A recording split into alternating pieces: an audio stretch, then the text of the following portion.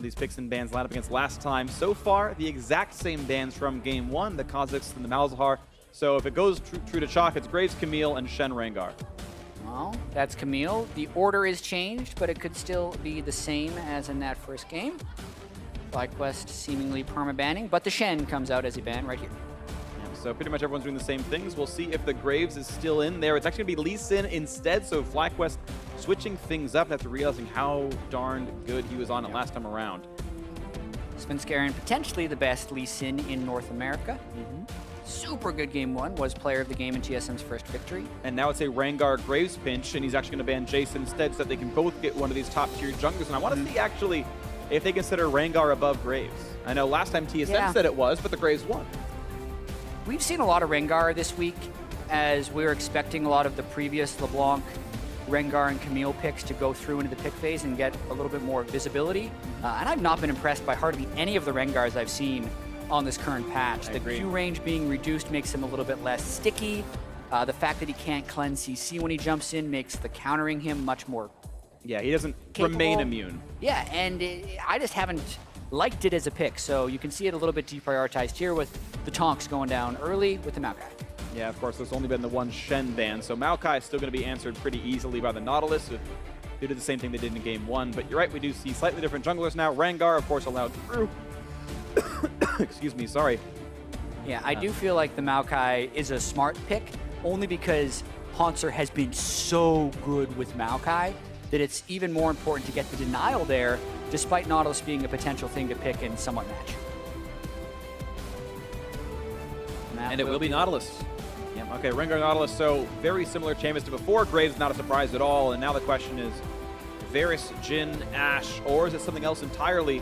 LeBlanc keeps being banned away in the second round, so does Zed, and I wonder if Hai is going to care enough to actually pick one of these himself anyway, instead of letting himself get pushed down a little bit in the pool. Very true, because they're in a weird situation right here. If they don't go with the Jhin or the Varus, they're not getting it on the second round of picks. And Hai has been generally happy with his mid laners, especially with how much success he had Orianna there. So, once again, Varus deprioritized in a game 3 of a TSM series, neither banned nor picked.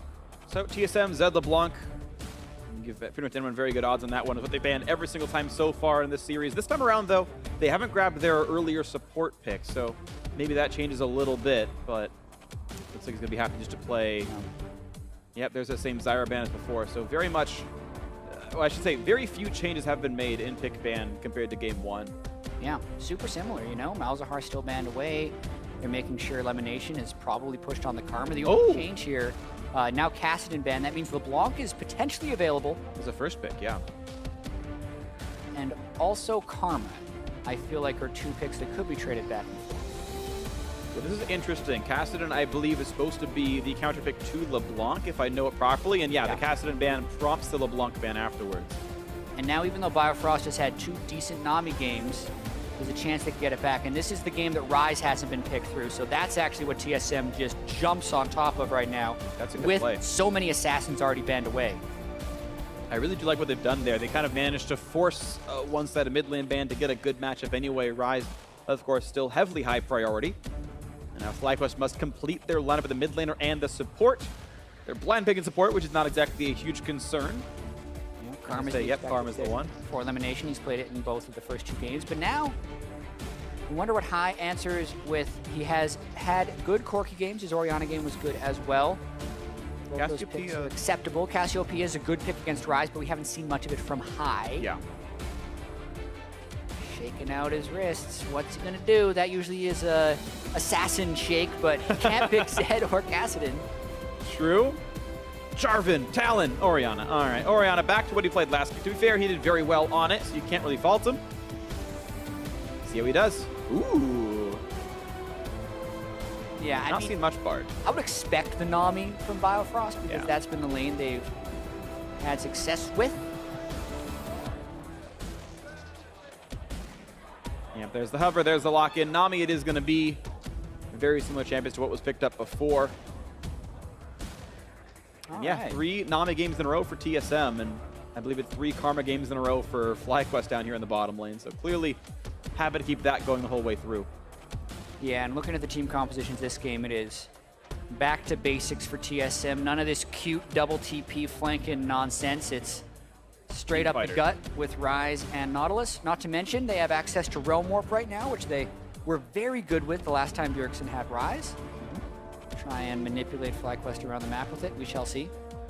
Going to be fun one to watch for as the picks and bans timers tick down. Of course, there's going to be no swaps left this one. Everyone's going to play their appropriate champions here. And we get to see if a team fighting comp turns it around for TSM. Important to me as well is watching the Moon versus Svenskeren matchup. In the first game, Svenskeren easily outperformed him. In the second one, I feel like it went a little bit more Moon favored. He got first blood, managed to keep up a bit better. So if Moon plays like he did in the second game, which was an improvement over the first, this looks a bit better for FlyQuest. And obviously that Lee Sin target ban, pretty important as Svenskeren was otherwise demolishing in game 1 on that champion. Yeah, I agree. And if we look at the team compositions just from a raw synergy perspective, I love FlyQuest's team comp. They have the team fighting shields, they have natural ways to lock down whoever they want and then blow them up with all the range they can add with Graves, Jhin, and Orianna. So it's going to be a tough life for Rise, I feel like, in this game, because if Balls just gets on with Maokai, I can see them bursting him down almost no matter what items he builds. Yeah, so the rest of the skill shots all land at that point. Big fan of FlyQuest team composition. Let's see if they can execute. We'll see if the execution's going to be coming through here. The fans are ready. We are ready. The players are as well as we load into the game. Here we go, the third and final one of this series. Who's going to take it home? FlyQuest versus TSM. SoloMid can be within half a match of C9, and in fact, C9 could lose to P1, and that would give TSM a tie for first if TSM wins here. FlyQuest, though, can drag TSM down and tie for second if they close this one out. If they were to drop, P1 could tie them for third of the win later on. So, again, a tight race for these top 4 playoff spots, and really within reach for anyone. Absolutely. This game also completes week 5 for both of these teams, meaning that's 10 games done, 8 left in the season, so just cresting the halfway point. This all-important game 3. They do not kill the ward in time. Unlucky. Not really that big of a deal, though. Oh, close. Yep. Bunch of low health wards. Don't worry, they last the full duration anyway. Do you think wards know how close they came to dying? Oh, elimination. Yeah, he got 16 gold back. He's actually okay with this. Minions have spawned. In fact, elimination comes out ahead in they got gold. that one. Oh, bam. Huge gold lead for TSM. Freak, if wards knew they were close to dying, you would basically say wards are sentient, which would make ward placing and killing fairly barbaric. So I'm going to say that they are autonomous beings and they do not understand what's happening, is the hope. To be fair, in League of Legends, they're killing each other anyway. That feels barbaric enough for me. You're just trying to make supports feel good about themselves. I guess, you know, the yellow trinkets are kind of like plants. They look kind of like that, so. Oh! All right, he dodged it. Good job, Biofrost. All right, into the lane we go. Altec gonna Q the minions, and Biofrost does not take the bounce. That's actually pretty important. You can take like 200 damage off the first Q, and it bounces like that. 3 straight Ashe games for Wild Turtle, I do believe, and Altec 2 straight onto Jhin. Once again, it's a match where Varus, I believe, went through the pick ban. Yeah, I mean, this composition for FlyQuest is actually the same as last game. You just subbed out Maokai for Nautilus. So if they were comfortable team fighting on it last game, they're already warmed up. Good to go. This time, though, notice how we talked about potential lockdown from both sides. High brings Cleanse instead of Heal, which he had last game. It's potentially just to prevent the gank synergy from a Rune Prison into a Rengar jump, or vice versa. Every single champion has a worthy cleansable CC on them. Ooh, gotta land those keys. Yeah, Bjergsen missed the Q. Unlucky there. Gets the trade back, and Bjerg's out of mana, but he's got a minion wave, so Hyde's got to be careful here. Takes all the damage through the shield, and he wants this lane to freeze in front of the turret. It hurts him, but it will make Bjergsen miss some CS. Actually, he's not really going to make it freeze after all. Just wants to hard clear it. So that's interesting. High actually looking to, I guess, hard shove the wave himself. Early gank.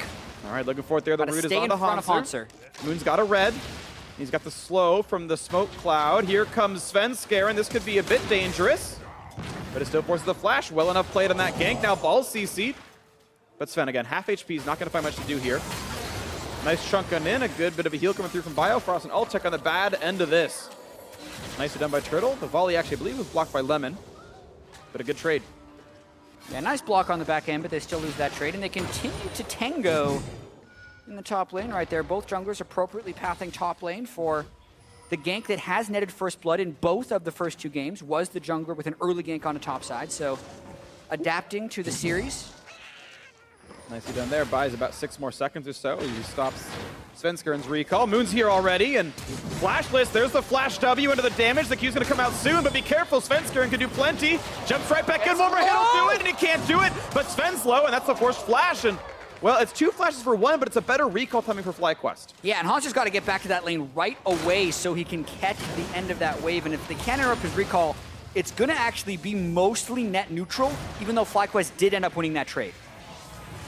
And actually, there's a giant wave waiting for Hanser to grab. He'll actually out-level Balls a bit, as Balls is shallow through level 4. And it'll actually be a small farm lead.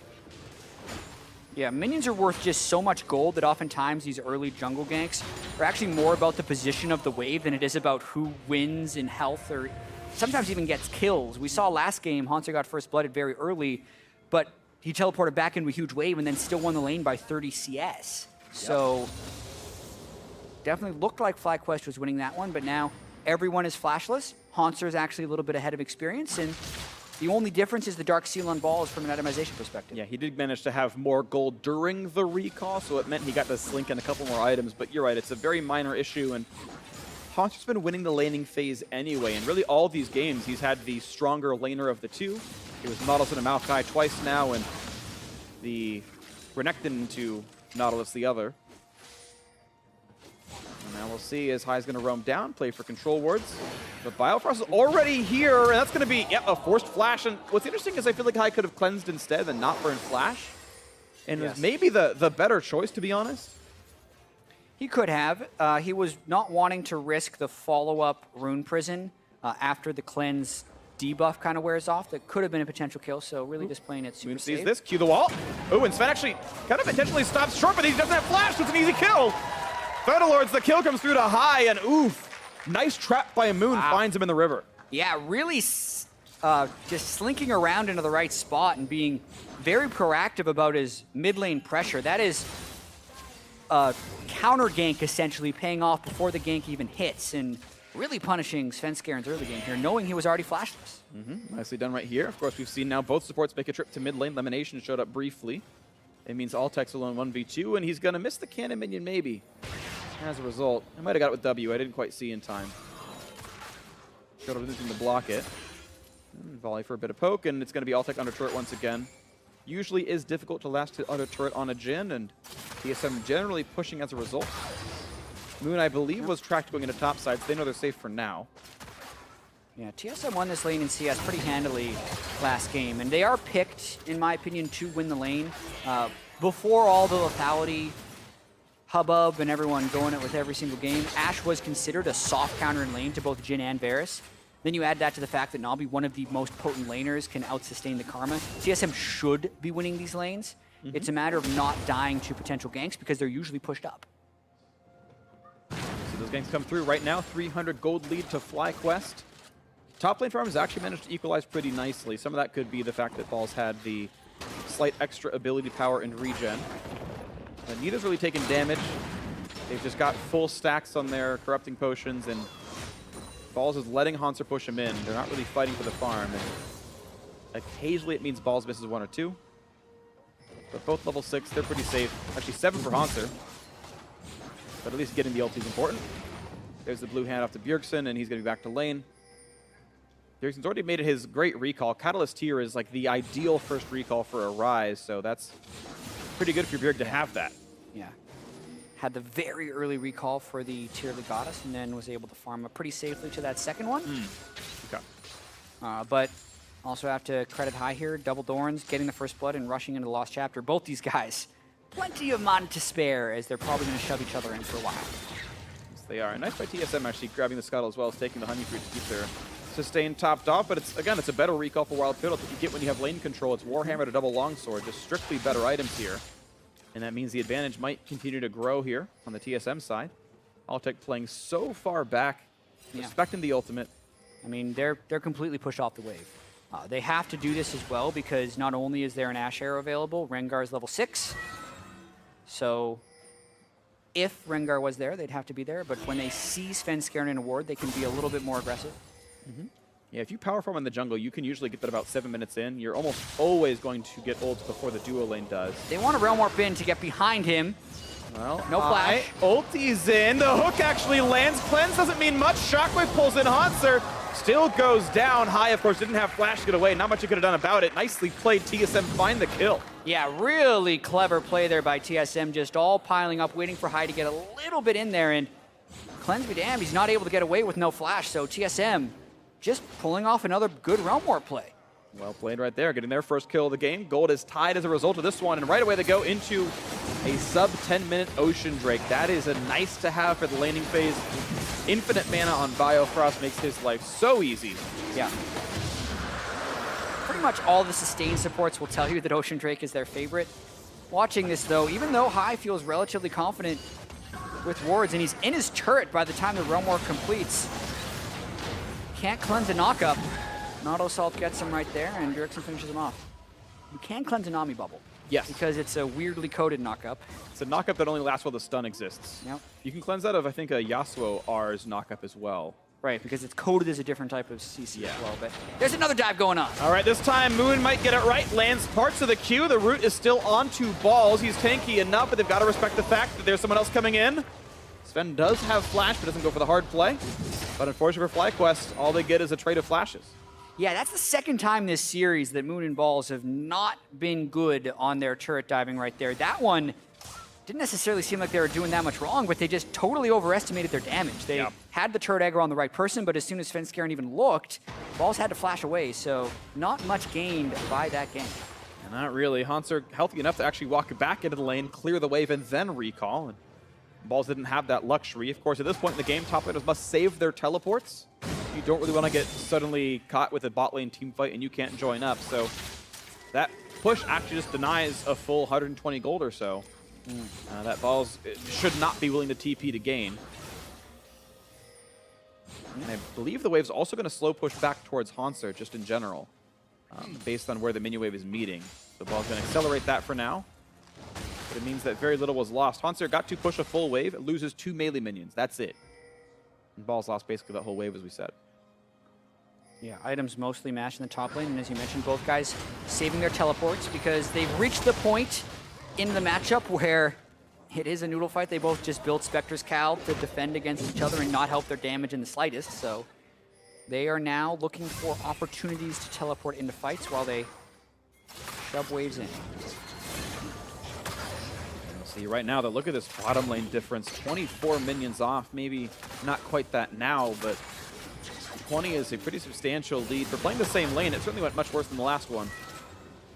FlyQuest cannot kill off the regular Sightstone ward. They'll get the control ward, but it's TSM with the vision lead here. Early Dark Seal for Lemonation, that's a bit surprising to me. I would agree too. Dark Seal and Boots. It's like, but you could just upgrade your different items instead. Svenskeren actually caught on the wrong side of this fight, jumps in towards High, TP's coming in. Gonna be matched a little bit later by Balls. Shockwave doesn't get much done in a Bjergsen, and suddenly Moon's alone as well. That is an easy 2 for 0 that FlyQuest you did not see coming, it seems. Easy fight for TSM. We talked about wanting to teleport into the fight, and Hanser is able to find the right fight right there. High caught completely in the river, and so much of that is because of the duo lane pressure in the bot lane. TSM consistently pushed in, consistently has river control, so when High wandered, TSM pounced. Really nicely done there. 1,000 gold lead, and looks like bot lane is going to be first turret gold, just like it has been in the previous game. They'll have to wait one more wave, but it's certainly very low. Factor, they'll get it. Okay. Yep. And down it goes. Hanser walks in, say, I deserve this gold. And a red buff steal as well. TSM getting everything they could want right now. Yeah, decent size early jump. Hanser has been gone for a while, however, so looks like Balls can probably trade back this turret. No teleport to come up and save that. So it's pretty much just the first turret gold bonus as far as the turret trade goes. The kills, though, going to create the majority of this 1,500 gold advantage. Yeah, 2 kills, the red buff steal, and the fact that the turret gold went to arguably better people. Say Wild Turtle getting money is maybe more important than Balls getting money. Those are not that far apart. Say Balls can, make use of that 350 gold right now. We'll see what else happens in the future. It is still only a 1,300 gold difference. Certainly FlyQuest can come back from this. Just have to see if they can get these plays in. Moon still hard farming. Equal level to Svenskeren. And, ooh. Oh, no, he didn't throw it up. It's fine. For a second, I thought it might have gotten stolen, but he's fine. Yeah, it has been a while since I've seen pro teams mess up the blue buff handoff. Yeah, you're right. Used to happen a lot more, so good on these guys for cleaning that up a bit. This is how you have the no-risk blue buff steal. Just let them in there and take it. Let him solo it, yeah. Obviously, Rengar has more important things to do, like whining over his loss to Kha'Zix. Lore jokes. Bjergsen running in with the move speed, gets the root onto high. Nicely played there. Really good trade. Timed well with the rotation from TSM too. So. All right, and back to the lanes they go. Yeah, TSM looked for the play. They, it was a nice attempt. It's very, very low risk. There's nothing to, achieve in the bot lane. And if FlyQuest had played around it wrong, that could have been a turret kill. But there were reinforcements. TSM's fine. Quick wave to go to Bjergsen, and we continue on. E into Q, minions are gone. And it is High who's playing under his turret for the most point. You wait to see more of TSM's methodical, slow gold leads playing out. Bjergsen trinket ward over the wall, and back we go into the wave clear game. Yeah, but TSM still playing this fairly slow game, and slow game where TSM is in the lead does seem to be where they're most comfortable. They want to make sure they can keep FlyQuest from forcing TSM into quick decisions, because that's how FlyQuest got a lot of their advantages, at least in game 2. But this is now becoming a fairly consistent trend throughout the series, where TSM wins the laning phase in early game by a little bit, then tries to hold on and close out a victory. See what they can grab. FlyQuest hoping their dynamic calls can do something. Now we're onto the Cloud Drake though, and TSM not going to be challenged at all for this, just kind of cashing out their early game lead so far with a on cooldown Drake take with ward control. No fancy rotations needed. FlyQuest knows they can't fight for it, or at least it seems they don't think they can. And there we go, 2-0 in Drakes, and TSM feeling good about that. The Ocean as well just empowers their laning phase. Not underestimate or understate how good it is to get an Ocean Drake for laning phase. It's actually ridiculous. You trade them and then you just go back to full and you're like, why are we even fighting anything? Yep. You actually feel pretty powerless if you're fighting against an Ocean Drake. And you get in those games where like the level 4 Kha'Zix solos it and you're like, you didn't even deserve this. You're beating me lane anyway. Screw your jungler. It's good, very, very sad. That's me in most games. I feed a lot. With like 7 average deaths a game, it's actually pretty shameful, even in wins. It's a stylistic choice. Yeah, I like to call it a triple-double if I have 10 or more kills, deaths, and assists. Then it sounds good. In some sports, that's admirable. Yeah. Less so for this one. Hanser pushing up the waves. He's actually got Wildcard joining him now. TSM making the first kind of dedicated rotation to this game, putting the dual lane up there, and Sven joining as well, which means it'll be a very, very fast turret kill. Balls could not possibly 1v4 this.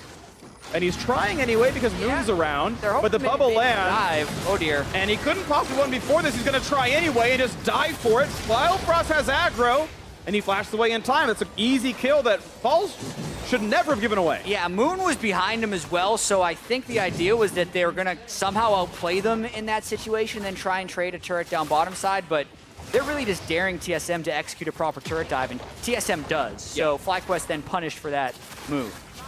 Well, at least it's a turret trade, but that would have happened regardless of what Balls did here. He could have stayed alive and gained XP. And now it's worse, because they don't have Balls and Moon to clear the next wave. Moon can't hold 1v4. They could at least clear the minions 2v4 a little bit on that second turret because there's no dives prep behind them. TSM comes out on top, but Moon actually moves to the mid lane. Now we got a teleport, so this is that forced action we're talking about. FlyQuest tries to go for it. Okay. It's high risk, though. 2 turrets for 2. Svenskern's around, no ulti. Here comes Kurt. Oh, dear. Are in melee range with Bifrost. 100 HP left on him. Bubble's going to mean not a whole lot. Moon caught by the stuns, though. That's going to be him going down. Sven gets the kill. Shockwave on 2. Sven is almost dead. Heals up, but he just can't quite die. FlyQuest just can't kill him off. They're forced to flash away. High's out of mana. Looking for the next one in, and it's going to be High already dead, and Hanser just slinking out. All of the health bars flashing red, but it does not matter. The cleanup is there. That's a 3 for 0, looking to make it 4 if they can. They will. And there it is, a double kill in. TSM 4-0 in that fight, a catastrophe for FlyQuest. Yeah, they're looking to turn this one into a stomp because that is a 7-kill lead and they have exactly the right response to FlyQuest Siege in the mid lane. Alltech opens up, had no idea Hanser was already behind him, wastes the curtain call, and even though High lands an admirable shockwave on 2, it doesn't finish anyone, then he's run out of mana. So Bjergsen can just walk in the back of the fight with no threat whatsoever. Everyone can basically go melee range. They clean out the rest of them right here. And then, presence of mind to Realm Warp down for the Karma kill at the end as well. Just icing on top of the cake. I absolutely agree. So a sweet tooth for TSM. They've gotten everything they needed here in this one. 5,000 gold lead. Mid lane outer killed off. 4-3 in turrets, actually not the biggest difference. Will give some props to FlyQuest for their ability to trade against good rotations, but again, definitely some mistakes in the fights, and we'll see if they can collect anything back on this. I'll go to some easy red buff. Sven does not take it away. Yeah, very even kill distribution for TSM as well. Pretty much everyone with a roughly 1,000 gold lead over their opponent. So in the current state, that's actually incredibly good, and TSM should look to force because they have 2 completed items on all those 4, whereas FlyQuest is still sitting on 1.5, and that's a really big moment in the game as far as power spikes go. Absolutely, there we go, slow on its fertile. FlyQuest who forces instead. Flashing out, Balls catches in, and Moon gets the kill, so there's something, and it's actually a penta assist. Everyone actually part of that fight. Oh, wow. And maybe FlyQuest can get something done. Svenskaren's ulted, but he can only jump balls for a crit. That won't mean much. Rise still in the bot lane, though he's pushing for bot lane tier 2, so Bjergsen's getting a lot done as they are base racing like in the last game. Yeah, really interesting by FlyQuest. Again, as TSM is cresting super large power spikes, go for a pick anyway. They get it, and now they're forcing TSM into a big play, going for an inhibitor turret. Even in a 4v5, TSM might be able to take him. FlyQuest want it, though. It's a 3v5 because Svenskaren's not in the fight. He was clearing out the mid lane wave, so 3v5 is what they're going to take. They're going to get a lot of damage out of Hanser. Shockwave is available. Hanser's going to die for this one. Maybe a bit of a waste on the Shockwave, but he wanted to predict Flash with it. Though Flash was down, again, wasted ultimate, but that is inhibitor turret down and 2 kills picked up without anything happening. Yeah, TSM unable to group during their massive power spikes, and FlyQuest making the unconventional, confusing call to just say, you know what, everyone is an item up on us, let's go, let's force, and they do it. They get all of the turrets in the mid lane once again, they're closing the gold lead substantially, and they pick up 2 kills, so it pays off for FlyQuest. Does. They say go. They don't answer Bjergsen's split push. They do something else because Bjergsen's missing. He doesn't have TP like he did in the last game, and they found the opening pick, and maybe you blame Turtle, I don't know, but it still went nicely enough. FlyQuest get a couple out of this. 5-5 in turrets now. Bjergsen is farming a Storm. 228 minions, highest in the game by a lot. You can see 9,500 gold, 1,000 over actually anyone in the game. Yeah, so incredibly fed. The solo turret gold we got in the bottom lane add to that, but inhibitor turret exposed once again. I mean, we've kind of seen this before. TSM hasn't defended that mid lane turret well, and FlyQuest has been able to make some very decisive and quirky calls, I'd have to say, because just thinking of that from a macro perspective, you want to play defense as a team that's down by 5,000 gold when the other team has all the power spikes on you, but FlyQuest do the exact opposite, and it's almost like only a crazy person would go aggressive in this situation, but because TSM didn't prepare for that, and they're like, let's dictate to them, let's force a split push, Turtle steps out of position, TSM didn't set up the prey properly, and FlyQuest instantly pounce on it, and that's the wild card factor that this FlyQuest team has over other teams. This will be a triple Cloud Drake game. TSM already have 2, the next one to spawn is going to be a 3rd, and well, if you're going to play the rotation game, I feel like running fast helps you line up against that pretty well. This actually could really help TSM against the way FlyQuest plays. And they can react a bit more cleanly to what's going on. Gold difference still 3,500. There's a lot to work through, but FlyQuest have Baron control, and they're looking for Bjergsen. Can he Realm Warp out? If he doesn't see it coming, he's not going to have time. Okay, they see him. Can he land CC? Nope. Yeah. All right, good escape. Alltech essentially wasted his Deadly Flourish early, and then Bjergsen saw, well, there's no way they can apply damage and hit Deadly Flourish again before I can Realm Warp out. And since Balls wasn't leading the charge with something like a Twisted Advance or a Q, they were unable to interrupt. Yep, so not a lot really gained on either side. It's often hard to make use of that Rise ulti cooldown, so don't expect that to be a meaningful cooldown missing. TSM able to push in the mid lane wave, and they're back to pushing top. All 3 lanes actually are pushing in TSM's favor. It's much more vision for the red team. They're getting more out of the map. Thankfully for Moon, he's not losing his jungle just yet, but it doesn't take long till you start getting wards in there and you make his life even more difficult. Yeah, keeping up his farm pretty well. Looks like both him and Svenskeren are going to be going for Edge of Night as their serrated Dirk upgrade. But as the waves are continually pushed in for FlyQuest, the answer more and more becomes, well, if we want to make a play, we should just go mid lane. That's where the explosion inhibitor is, and that's a rather risky strategy to pull off, and it's about who can get the pick on whom. Will Wild Turtle fire an arrow for an initiation, or will he get caught again? Well, Edge of Night is on. Here's the ulti in. Damage on a turtle to hit one shot. Now looking at Hanser, then back to the mid side. He lands a couple of these hits. Biofrost a little low. Hanser the front side. Bjergsen catches in though, and it's going to be Elimination stunned up and blown up. He's gone at the start. Beautiful bubble means a lot more is going to happen. Redemption to buy some time. A double kill in. Make that a third as Balls is going to drop, and well, nothing's happening well for FlyQuest at all. It's only High left alive, and he's not going to stop this one. Into Baron TSM goes. Yeah, that's about as good as the collapse could have gone for TSM as they get everyone access to the back line with the delayed ultimate coming in from Svenskeren. That's a 25-minute Baron for TSM. No chance to steal it. There we go. TSM going to be up. It was 5,500. Make that 7K now. Minion waves don't even need manicuring. They can just reset right away, buy their items, and really push into this game. A blue buff steal to cap it, and TSM could close this out. Yeah, still notice how they wait a little bit to try and get the right flank initiation. This is why TSM just executes so much better with Hanser on a tank. He's the one who keeps them occupied while Bjergsen and Svenskeren flank around with the Ash Arrow that still catches elimination, but then just the knock-up chain from Bubble to Nautilus ultimate just gives FlyQuest no chance. High Moon combo has to turn tail and run away at the end of that one. Not the fight FlyQuest was looking for. Yeah. Oof. And unlucky, you know? The facepalm comes in, and FlyQuest knew after that Game 2 win, even though they were starting to take a couple of losses, that they were catching back into the game. They had gotten those 2 picks in the mid lane. They took the inhibitor turret. Gold lead was only 3K. You can clearly come back from this. And then that team fight, they chased into the Nautilus. They grouped up. Obviously, we saw Bjergsen got that flank, and it's like, oh, that game, it was within reach. Now it's going to need almost a miracle. Yeah, well, if you're looking for a team that can come from behind, it has often been FlyQuest. They have the open inhibitor in the mid lane, and if TSM missteps within the base and High gets a good shockwave, there is the potential for the turnaround. However, there's a lot more magic resist on TSM this game. They have the Abyssal Scepter, the Edge of Night, they have a full tank. The only guy without a magic resist item is Wild Turtle. So it is a harder fight for High to turn around if he's looking for another huge performance on Orianna. Let's see if it can happen, though. The burst damage is still there. Graves, Maokai, and Orianna can still hit 5 people at once for a couple hundred apiece, and maybe it lines up, but they're going to need something a bit magical here. TSM split pushing their way in. Ryze and Rengar in the mid lane, now ulting down to join Hanser in the bot lane. Bringing a couple minutes with them, and it's going to be the 3v1 against Balls yet again. Takes a while. It'll take some time. The Shockwave buys a little bit as well, and maybe this actually works for him. Redemption buys a bit.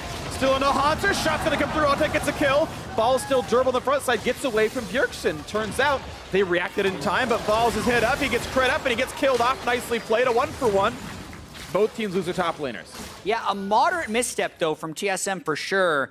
Not sure what they expected to accomplish against the Sunfire Cave Spirit Visage Maokai when they go down like that. They do not kill him close to in time, and then do eat the shockwave that was the way FlyQuest could get back into the game. I say it's lucky for TSM to get out with a 1-for-1 trade. Yeah, it was very close to getting more for that from FlyQuest, and actually very fortunate that Balls died at all. He actually died with flash up, so I feel like maybe a misplay from him to even give away that death. TSM say, okay, our bad, let's reset, let's try it again. And they've still got that 40 seconds Baron buff, which they can use to try one last time, or just turn for the Cloud Drake. Yeah, well, they actually feel like they have an angle onto do. someone. Hello. Satchel's over, but he is alone. Now, can he get the reinforcements in time? Here comes the Dissonance for the move speed delta. Well, hold on, though, because the rest of the team is still coming into the realm. Warp Shockwave, and yes, it's going to pull in a couple. Good early damage. Biofrost doesn't get hit with the root, though. Sven in the wings, and actually there's no Ashe close by. That is a nice shockwave, though, well timed by High Moon. Oh, he's gone.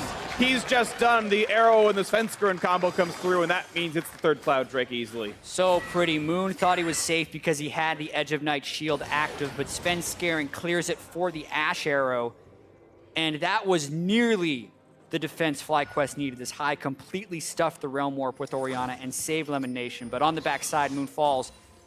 TSM get a slight lead, now without Baron though, so much harder to break the base. And TSM actually prioritizing the base over the Drake, of course, as you only have sometimes the enemy jungler is dead and a inhibitor turret's harder to kill, so they use this time to go for the durable objective. Altun's gonna land on the 3 people. It's still a 5v4. Moon's alive in 4 seconds. And it's enough time for the inhibitor to be killed off. And they go in on a balls. Look at the damage output there. Back on a Svenskar. They can get him with one more shot. And they do. They pick off the jungler. The over-aggression once again actually turned around.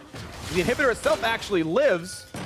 And TSM must retreat for a bit. Another good hold by FlyQuest, and they didn't even have to burn summoner spells for that. So I think it's going to be a very critical point in the game if Balls can use his flash offensively. We talked about him saving it through all of this when he even died for it, because if he can get onto someone like Wild Turtle or Bjergsen to close out a fight, that could be huge.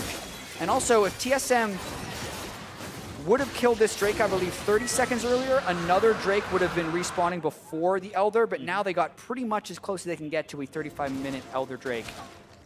Which actually might have been intentional, to be honest. I didn't think of that, but I actually wondered, I said, you know what, kill it after 29, and that way we ensure we can start using that to close the game out. TSM, obviously the team with the lead, just wants major objectives like these to grab as game-winning plays. It's much easier, I would say, to kill an Elder Dragon than it is to kill an inhibitor turret or a Nexus turret. So TSM wanting more levers that are easy to reach. Yeah, and you can see the gold lead having little hiccups here and there for TSM as FlyQuest has mounted some successful defenses here and gotten picks where necessary to halt TSM pushes, but the item lead is still very real. The death cap is being built by Bjergsen right now. When he gets that, he's going to be massive. Wild Turtle has a big item lead onto Altec right now. He's built up his crit scaling as well as his armor pen right now, so that's huge. Exactly the point you want to be at as Ashe, where you do outscale the pin.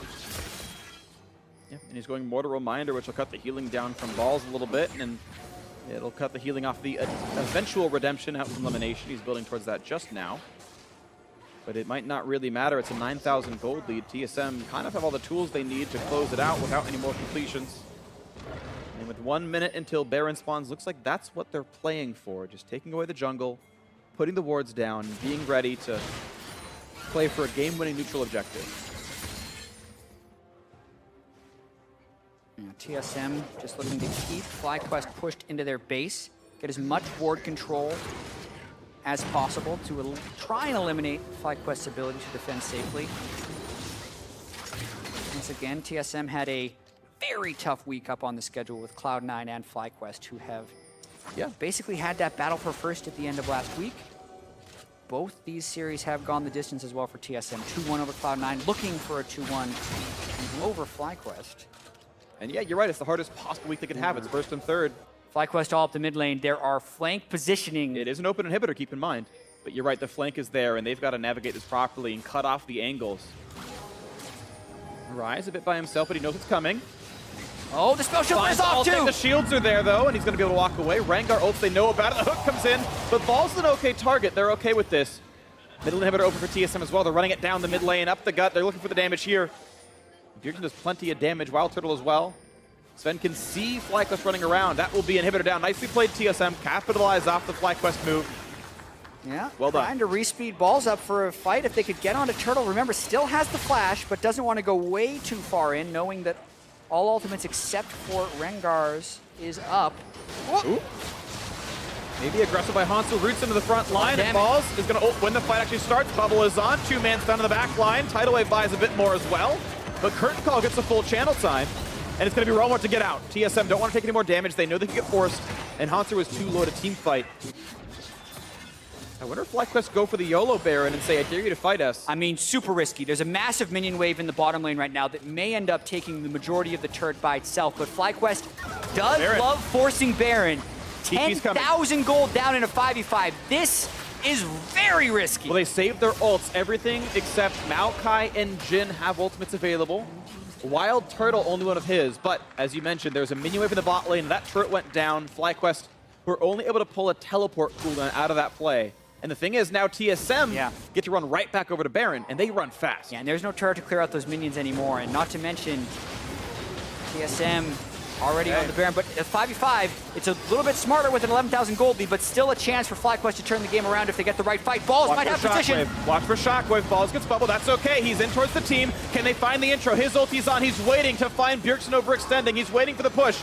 Moon can tank this stun. That's okay. Ball's still tanky with the shields. Damage on a Hunter. Shockwave catches two. Biofrost and Bjergsen. Biofrost gets away from this one. Elimination chunked out. A cleanse Turtle onto Turtle. He went to the front line, but it's traded back in. And it's a 3-for-1. It's all okay for TSM. They got the trade kills. And now somehow 2 have to defend 4 with an open Nexus turrets. Turtle flanks around the side of that fight. Now TSM just go for the jungler. They already have 3 down. They want the game. And they save 10 seconds of move speed by going in. Nexus turret number 1 is gone, and this time around, the Nexus rush should go fast enough. Bjergsen has Zacro, and it doesn't matter.